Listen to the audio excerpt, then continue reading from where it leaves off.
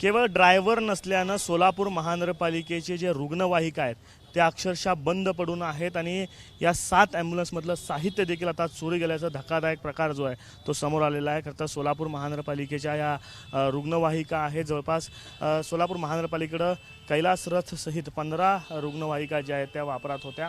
मात्र कोरोनानंतर वापर कमी झाला आणि त्यानंतर ड्रायव्हर अभावी या सगळ्या रुग्णवाहिका ज्या आहेत त्या जवळपास 7 रुग्णवाहिका बंद पडलेल्या आहेत. मॅडम, तुम्ही स्वतः येऊन पाहणी करताय, तुम्हाला काय दिसतंय आता या सर? यापूर्वी मी पाहणी केलेली, मी जेव्हा नवीन जॉईन झाली तेव्हा.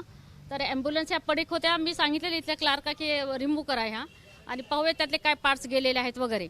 परंतु हो नाही करत ह्याकडे माझं थोडंसं दुर्लक्ष झालं, हे मी मान्य करते. परंतु आता ज्या पण आहेत याचे जे बॅटरी किंवा जे पण पार्ट चोरीले गेले ह्याला पूर्णतः जिम्मेदार मी त्याच ड्रायव्हरला करते जे इथं वर्किंग आहेत, कारण बाहेरच्या लोकांनी काही केलेलं नाही याला.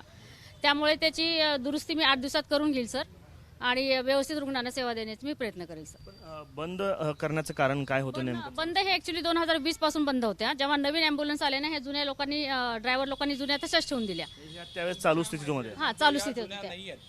ही गाडीच मी 2021ला दिलेली आहे. ही 21-22ला गाडी मिळाली आहे आणि ही 21-22ची गाडी जर तुम्ही जुनी ॲम्ब्युलन्स म्हणत असाल तर कसं होणार मॅडम? या गाड्या बघा, त्याच्यावरच्या तारखा बघा, ह्याचं रजिस्ट्रेशन बघितलं तर या सगळ्या ॲम्ब्युलन्स नवीन आहेत. त्याच्यापेक्षा जुन्या काही तुमच्या चालू आहेत असं नाही आहे.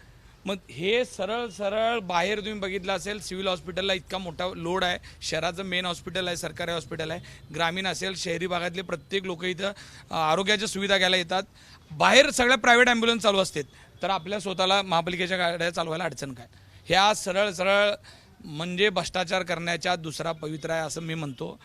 सर, चालक जे आहेत आपले परमनंट बेसिसवरती फक्त 6 चालक आहेत आणि त्यानंतर हे आपण थर्ड पार्टीकडनं घेतो. त्यांचं पेमेंट रेग्युलर होत नाही, 4-4 महिन्याने 3 महिन्यानंतर होतं. त्याचाही फॉलोअप आपण घेतलं, ते 4 महिन्याचं आता 2 महिन्यावर करतात.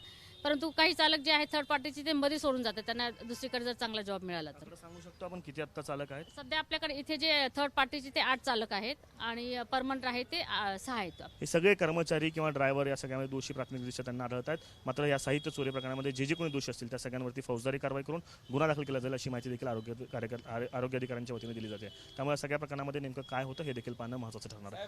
Camera person Aftab Shaikh, ABP Majha, Solapur.